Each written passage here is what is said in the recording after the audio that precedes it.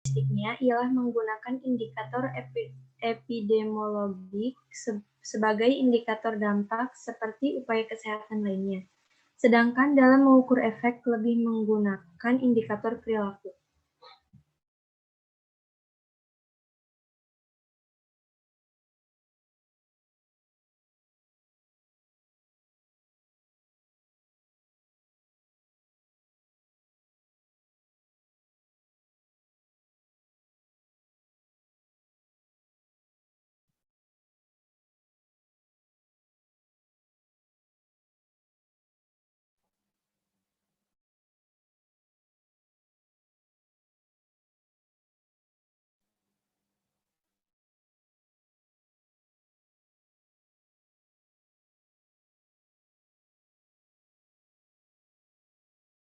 Sudah selesai.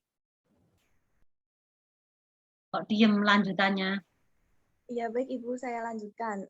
Kemudian ada teknik evaluasi promosi kesehatan. Itu pertama ada menentukan apa yang akan dievaluasi, kemudian mengembangkan kerangka dan batasan, kemudian merancang desain atau metode, kemudian menyusun rencana dan instrumen, kemudian melakukan pengamatan, pengukuran dan analis, kemudian membuat kesimpulan dan pelaporan.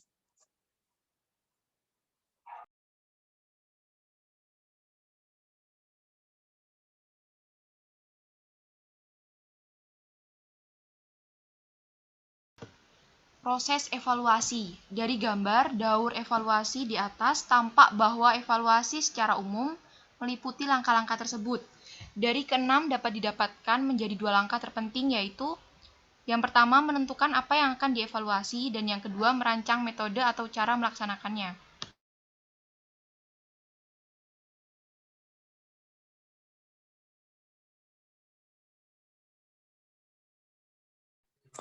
Stephen Isaac dan William B.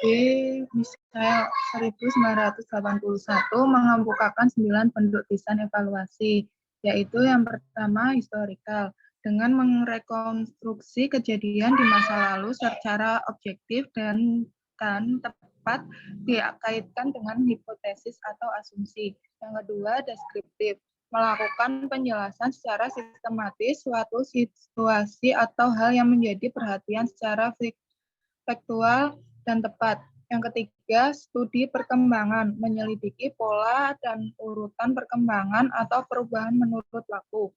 Yang keempat, studi kasus atau lapangan, meneliti secara intensif latar belakang, status sekarang, dan interaksi lingkungan dari suatu unit sosial, baik perseorangan, kelompok, lembaga, atau masyarakat.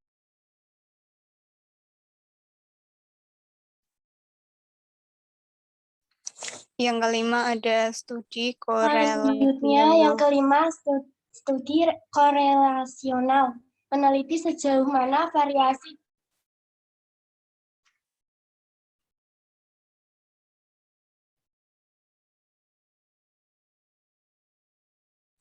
Siapa kok malah mandek? Siapa sing harusnya ngomong kuwi?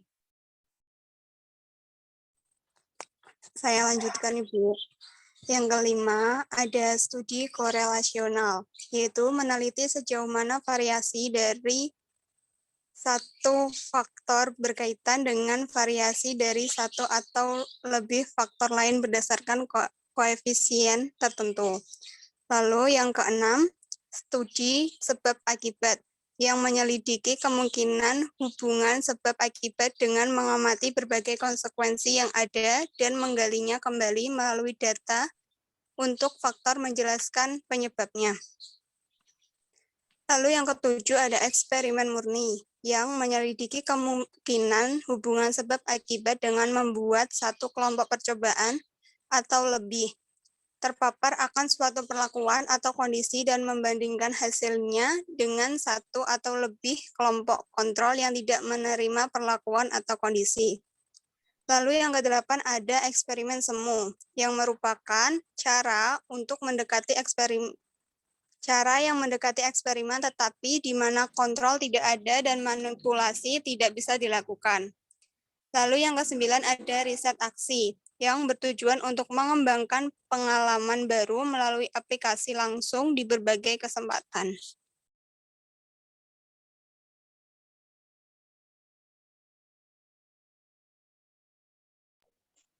Ya. Alhamdulillah.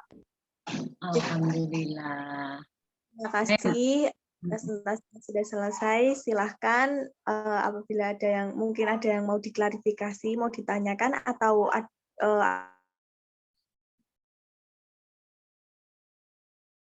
Sekarang diulang, Ibu yang ulang sini. Taruh tak jelas. Nah, ada yang mau tanya silahkan. Terima kasih ya Mbak Sapa, Mbak Nailul. Mbak Nailul apa sama? ya Ibu. Mbak Nailul sudah menjadi relawan yang baik hati ya. Semoga mendapatkan pahala kebaikan. Nah, gitu cara ya. Karena Ibu belum sholat juga sampean, ya udah yuk kita buka dari awal sambil tak terangin. Mungkin saya biar kalian juga ini. Tadi biar Ibu itu rodok leren sik lambene dari pagi ora leren. Coba sekarang ini, Dok. Nek ora puasa sih enggak apa-apa karena puasa kering, Dok. Coba, Dok, share screen-en, Dok. Aku sing maca genti karo jelaske wae kesinanune aja.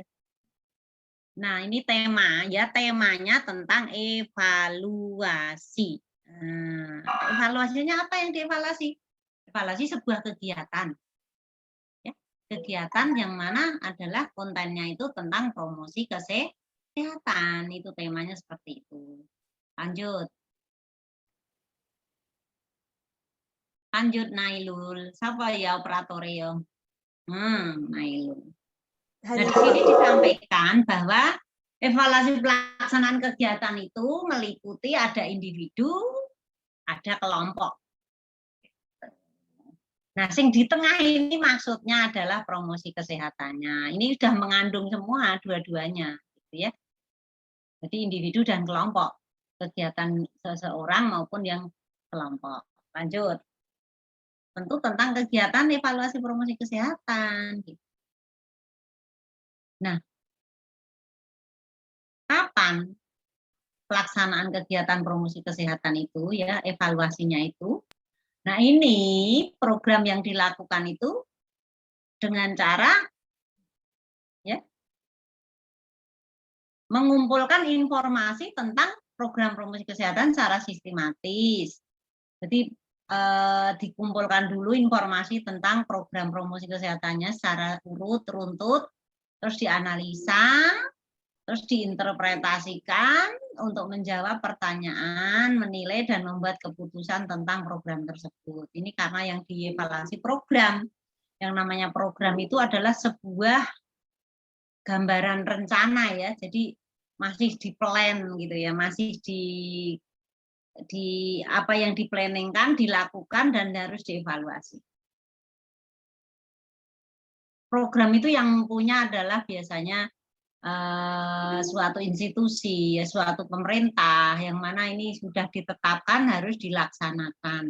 Nah, kalau sudah dilaksanakan tentu harus ada evaluasi. Jadi kegiatan yang dilakukan itu dari prosesnya tadi sampai akhir ya, sampai hasilnya apa. Lanjut, Dok. Lul. Nah, ini contohnya, ini promosi kesehatan individu, ini pada orang hamil misalnya ya. Kalian nanti pasti saatnya nanti kalau sudah terjun di praktek, sudah memberi asuhan, Anda pasti setiap memberi asuhan itu di dalam kontennya pasti ada yang namanya penkes atau penyuluhan. Nah, itu yang namanya nanti masuk juga di dalam promosi kesehatan individu. Misalnya tentang ibu hamil, ya dah. Kita pasti akan face to face, ya, dari hati ke hati.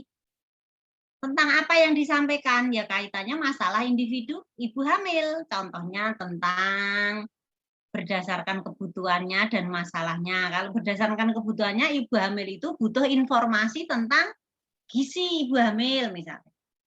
Butuh informasi tentang persiapan persalinan. Butuh informasi tentang senam hamil. Butuh informasi tentang ketidaknyamanan ibu hamil trimester 1, 2, 3 sesuai dengan keadaan ibunya. Lah itu nanti siapa yang harus menyelesaikan masalah yang ibu ingin tahu itu? Ya kita bidan harus tahu. Makanya nanti kita memberikan penyuluhan bisa perorangan atau kelompok.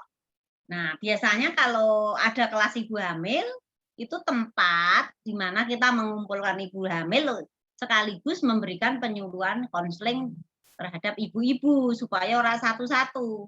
Biasanya nyari ringkesnya itu dikumpulin di kelas ibu hamil. Tapi kalau saat langsung ketemu merawat atau ANC, itu tidak harus ditunda. Kalau memang urgent harus disampaikan promkesnya, ya saat itu juga harus disampaikan. Nggak usah nunggu sok kemes ya Bu, tak terangke tentang anu ya Bu, tentang senam hamil sambil pakai training sekalian. Nah, itu. Karena naik senam hamil itu kan gerakan yang lama, butuh konsentrasi, butuh ada musik dan lain-lain. Kita kumpul di ruangan khusus, dikumpulkan hari Senin jam berapa lah, itu sudah ibu-ibu sudah tahu, nanti sudah diberitahu sebelumnya. Tapi nek sifatnya yang harus langsung segera urgent, misalnya ibu punya keluhan tidak nyaman saat ini, nyeri pinggangnya, kalau malam sering pipis itu harus langsung diberitahu, enggak usah ditunggu sok Senin ya. Nah, itu harus langsung di Penkes. Oh iya, kasih tahu. Kalau memang sudah hamilnya udah tambah besar, misalnya udah mengancik trimester 2, 3, memang suka ada nyeri-nyeri karena desakan dari janin. Hal itu wajar, tapi tidak usah terlalu dipenggalih, tidak usah terlalu dipikirkan. Yang penting ibu rileks. Kalau ibu tegang nanti tambah sakit. Karena kalau tegang itu semua otot jadi ikut tegang kan? Kalau sifatnya urgent ya langsung diselesaikan. Jadi ibu sebaiknya kalau sedang nyeri istirahat, berbaring, jangan beraktivitas dulu. Itu hal yang normal, selama tidak kesakitan sekali ya. Kalau orang hamil kan awalnya di dalam abdomen tidak ada apa-apanya, tapi sekarang ada makhluk hidup yang tumbuh di dalamnya, rahim ya, sehingga akan mendesak organ-organ di sekitarnya, sehingga kadang menimbulkan rasa nyeri, jejak-jejak dan lain sebagainya. Apalagi nek wis bayine wis trimester 3, wis banyak gerak ya. Kadang itu jempalik dhewe kok mak kruntel, gruel kayak gitu, kayak mau mencolot itu. Dia mengubah posisi. Kita kaget juga kadang-kadang ya. Apalagi kalau itu perutnya udah anak kedua, ketiga itu kendor ya. Bayinya ngeroncal sana, ngeroncal sini. Tapi nek masih anak pertama masih kenceng, masih tidak begitu ini. Jadi kita Penkes individu itu berdasarkan kebutuhan dan masalah. Langsung saat itu juga. Atau yang misalnya bisa dikumpulkan nanti kalau bisa diberikan promosi secara kelompok. Misalnya senam hamil ya. Itu kan tidak bisa satu-satu biar hemat energi ya. Terus konseling ya. Penyuluhan perorangan, konseling, wawancara itu sebenarnya satu rangkaian kesatuan.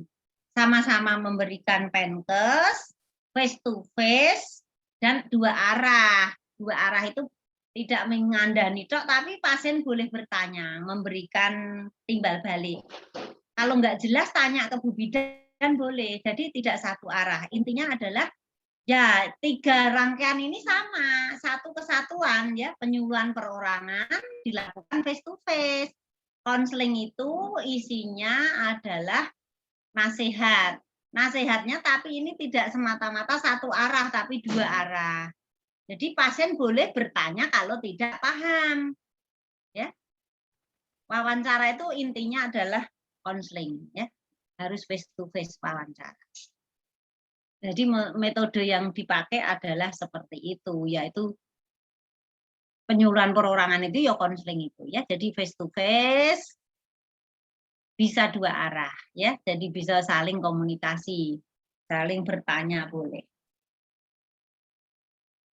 Nah, intinya konseling itu dari hati ke hati ada rasa empati dan simpati. Ya. Terus yang paling penting lagi konseling itu bidan mendengarkan keluhannya dia dulu. Pasiennya suruh ngomong dulu sebanyak-banyaknya. Baru tiba saatnya kita memberikan suatu ulasan, memastikan apa yang dirasakan, di mana, dan akhirnya kita selesaikan masalahnya. Jadi, gitu Bu, konseling itu seorang konselor atau bidan yang jadi peran konselor tadi dengarkan dulu keluhan pasien itu, ya. Tidak harus diceramai tek dulu, tapi dengarkan dia dulu ngomong. Keluhannya apa, datang ke sini, apa yang dirasakan, ibu pengen ketemu Bu Bidan gitu ya, saya coba ngendiko tak dengerin. Dia dengan bicara panjang lebar biar didengerin dulu sambil dijak senyum, ketawa ya.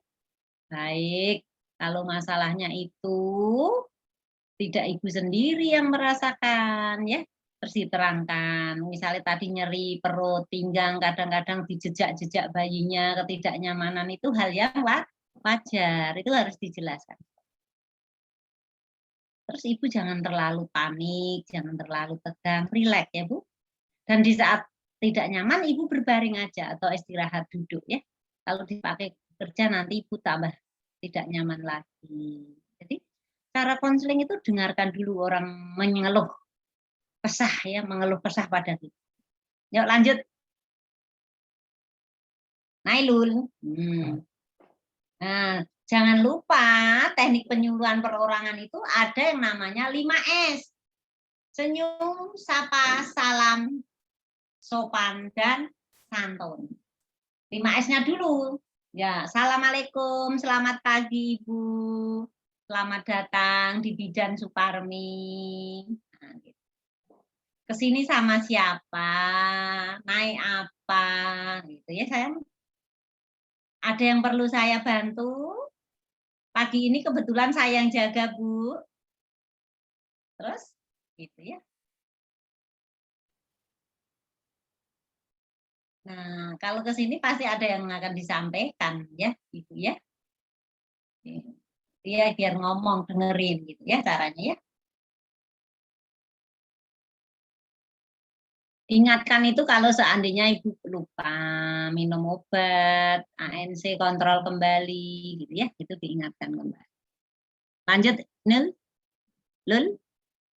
Teknik konseling ini sama tadi yang Ibu sudah ulas. Salam, sambut, tanyakan, uraikan, bantu, jelaskan, ulangi ya, sudah sama. Lanjut. Nah, ini cara menetapkan pemantauan dan evaluasi. Maksudnya bahwa apa yang kita lakukan itu tidak sia-sia. Kalau tadi sudah diberi nasihat seorang pasien, tentu kunjungan berikutnya saat itu juga sudah harus dievaluasi. Cara mengevaluasinya dengan mengulang apa yang kita sampaikan. Ibu, tadi kan saya udah nyampein tentang cara mengurangi rasa tidak nyaman. Apa coba yang harus Ibu lakukan? Ditanya kembali. Terus dia bisa, oh ya bagus, luar biasa. Jadi seperti itu, kalau sedang tidak nyaman, baiknya Ibu istirahat, berbaring atau duduk ya. Jangan bekerja.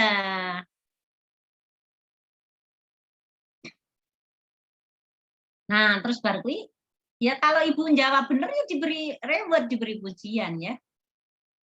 Gitu. Terus kita dalam penyuluhan tidak hanya omong-omong, boleh dengan menggunakan alat-alat yang lain, media-media yang lain ya. Media promosi kesehatan banyak sekali.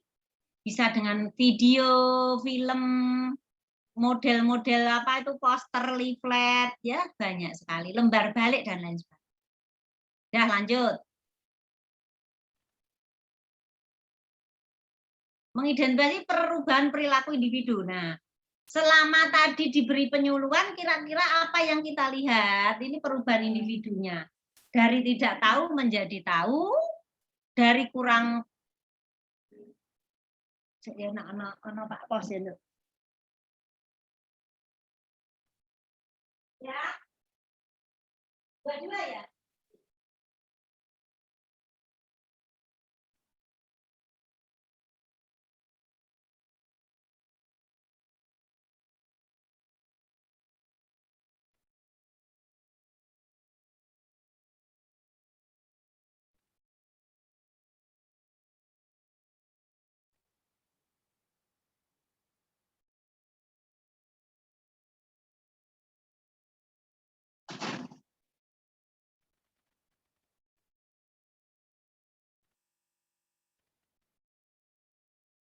Tadi sampai mana?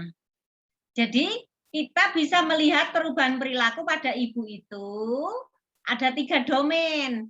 Pengetahuan, sikap, dan keterampilan. Ini yang sering saya ulang-ulang ya.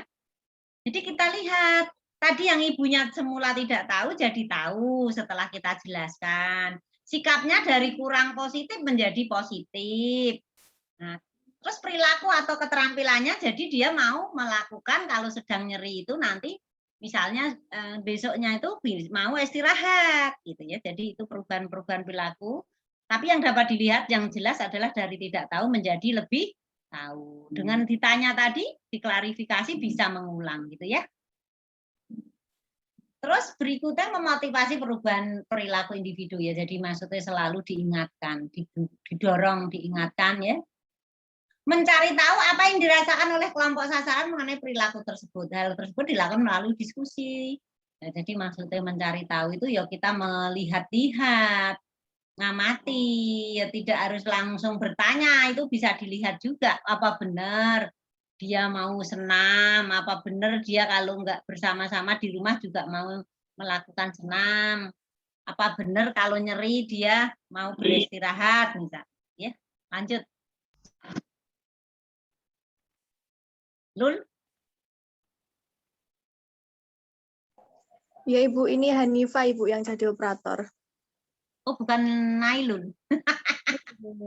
Masih nyala Nailul loh.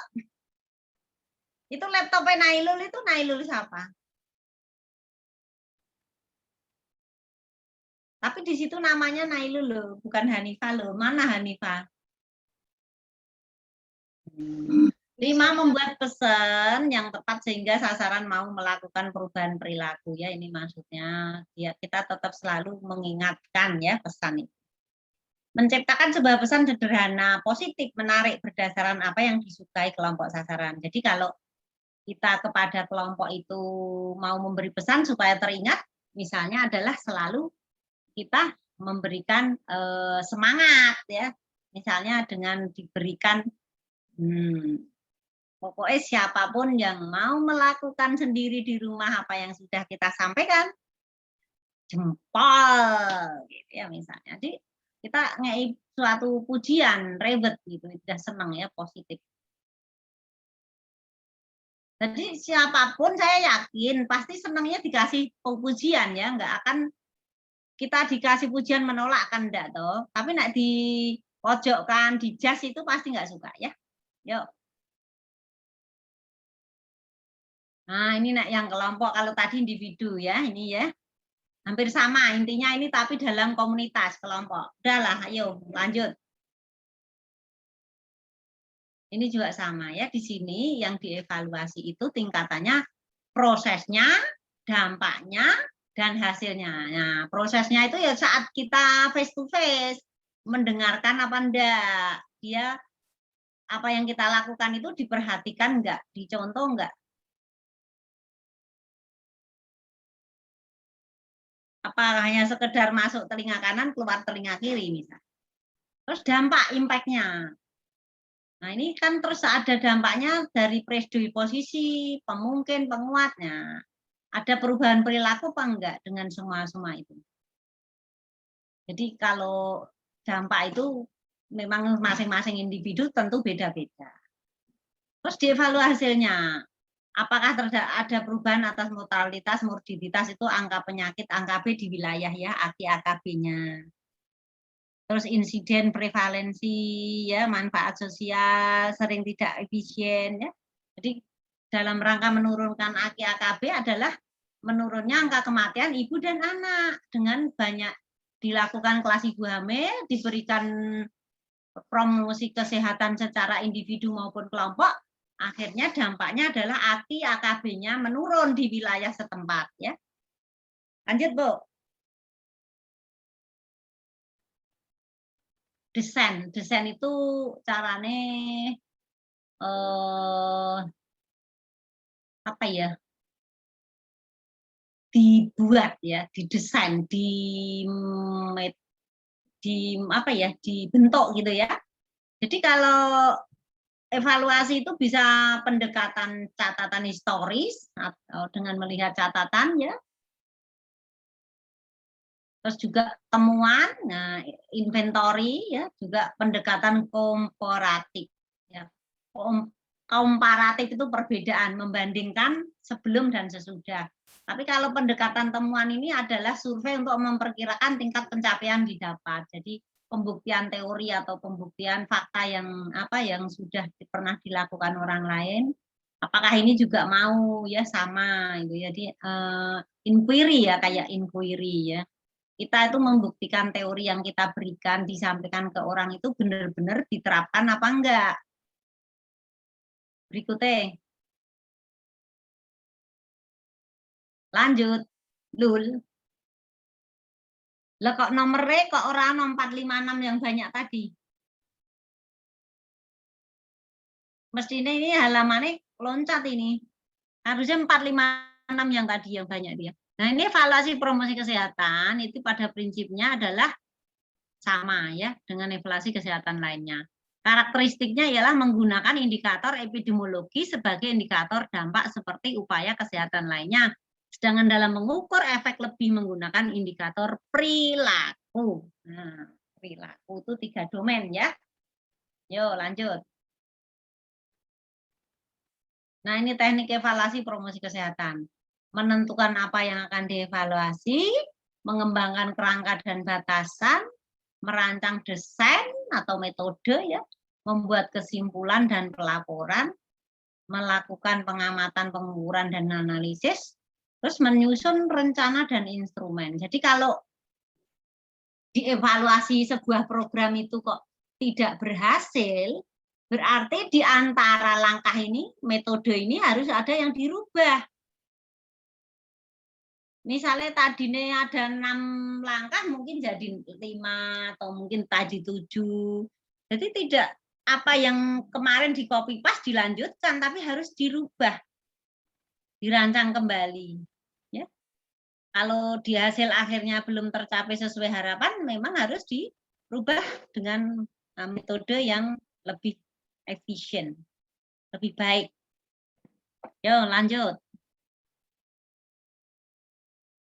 Proses evaluasi ya, dari gambar daur evaluasi di atas tampak bahwa evaluasi itu secara umum meliputi langkah tersebut dari ke-6 dapat didapatkan menjadi 2 langkah, yaitu menentukan apa yang akan dievaluasi, merancang metode atau cara melaksanakannya.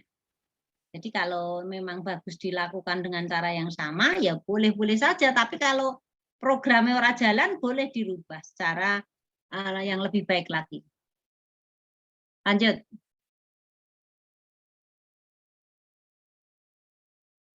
Nah, ini Stephanie Sack ini ya, mengemukakan 9 bentuk desain evaluasi. Ini kayak sebuah penelitian ya.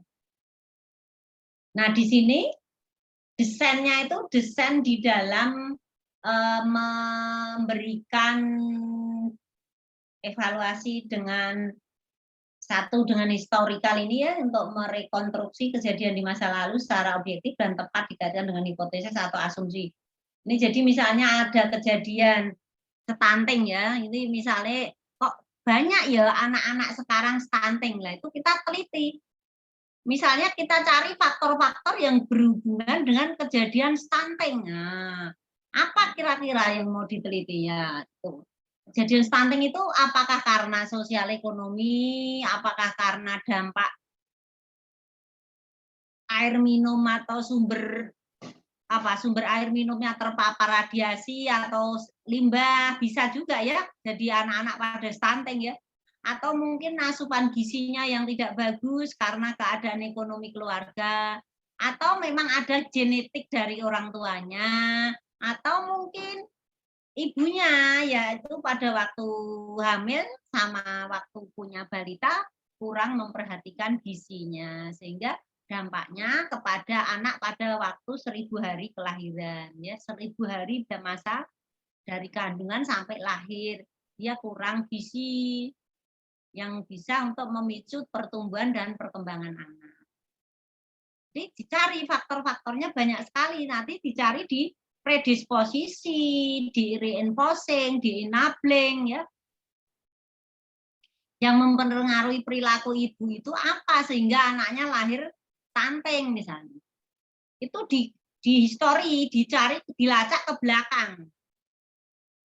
Ya, jadi dilacak itu ya dicari pola makannya, dicari keadaan sosial ekonominya, mungkin pengetahuan ibunya, ya. Ibunya ternyata nggak tahu gizi balita, nggak tahu gizi ibu hamil. Tapi sebenarnya ya bidan yang harus menjadikan power ya, menjadikan promotor. Tapi kadang-kadang kan namanya orang udah ketoknya cantik, tampilannya mesti harus pinter. Ternyata belum tentu. Yang kedua adalah deskriptif. Nah, ini melakukan penjelasan secara sistematis suatu situasi atau hal yang menjadi perhatian secara faktual dan tepat. Deskriptif itu adalah mengeksplor, mengupas ya, kalau sebuah masalah itu harus ada latar belakang, terus kita buat sebuah pertanyaan, terus kita membuat tujuan umum dan tujuan khusus, kita akan menjawab sebuah pertanyaan tersebut. Terus ada studi perkembangan, ini menyelidiki pola dan urutan perkembangan atau perubahan menurut waktu.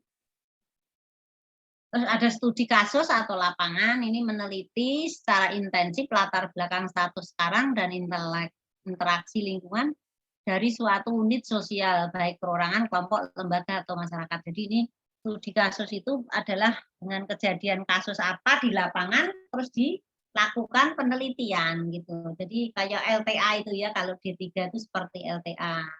Asuhan komprehensif pada ibu secara OSOK, secara one student, one client sejak masa hamil sampai nanti dia nifas.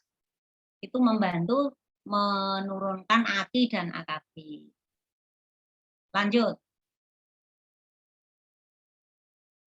Nah, ada studi korelasional. Nah, ini kalau meneliti, ya itu menghubungkan dua variabel atau dua faktor. Tentu variabel bebas dan terikat berdasarkan koefisiensi tertentu. Jadi kalau misalnya tadi kejadian stunting, hubungke karo apa? Misalnya gizi dengan keadaan sosial ekonomi, apakah ada hubungannya misalnya. Jadi faktor gizi dihubungkan, apakah ada faktor ekonomi terhadap kejadian stunting gitu. Apakah ada hubungan faktor ekonomi keluarga terhadap kejadian stunting, lah itu diteliti nanti akan terjawab. Kalau ada, namanya ada hubungan ya. Akan dicari dengan cara P-value atau P-hitung ya. Terus studi sebab akibat, ini juga bisa ya dengan kontrol ya. Jadi eksperimennya itu ada nanti pakai eksperimen, ada studi kasusnya, ada kontrolnya. Jadi yang satu dikai uji coba, yang satu sebagai kontrol, enggak diapa-apake. Nah, coba engkau ada sebab akibat enggak dengan yang dikai perlakuan dan yang tidak diapa-apa. Terus eksperimen murni ini yang menyelidiki kemungkinan hubungan sebab akibat juga ya, ini eksperimen ya. Biasanya kalau penelitian memang ada kasus, ada kontrol juga. Tapi dengan diuji coba pakai obat, pakai makanan, perlakuan ya, pokoknya ada perlakuan. Yang satu tapi didiemin gitu ya.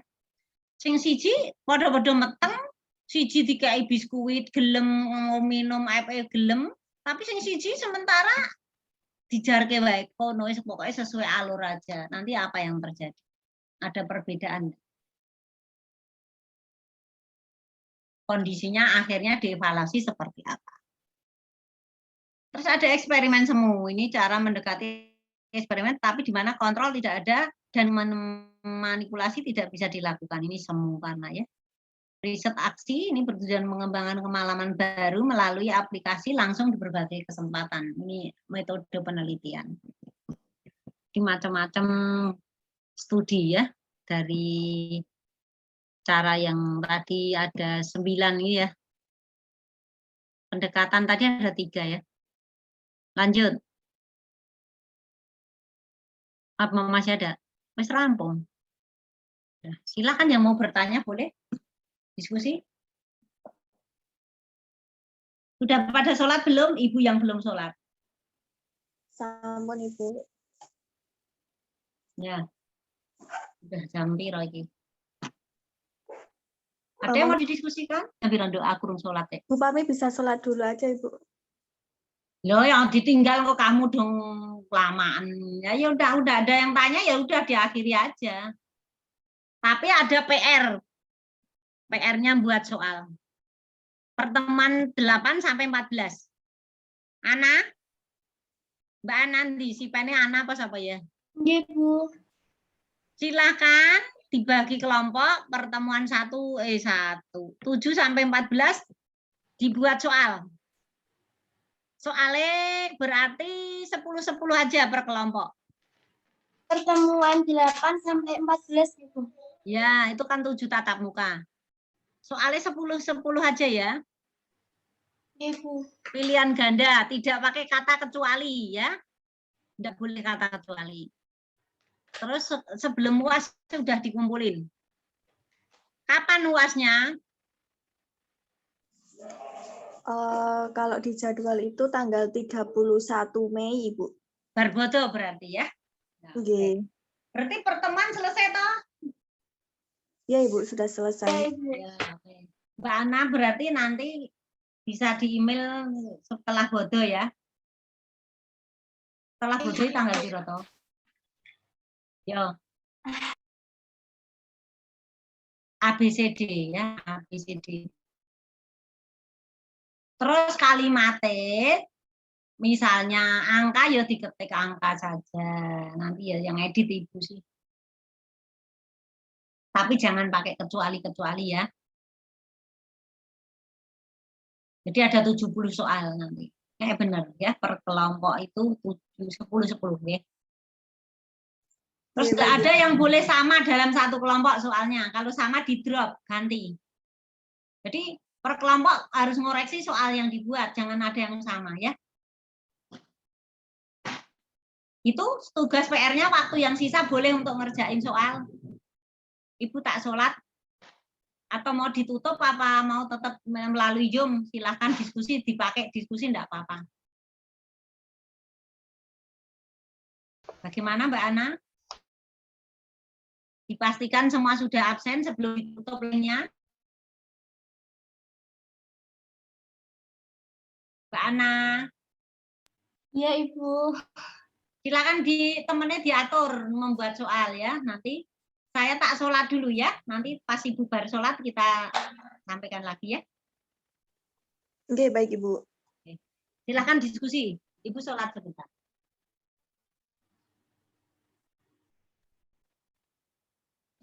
Teman-teman yang belum absen segera ya.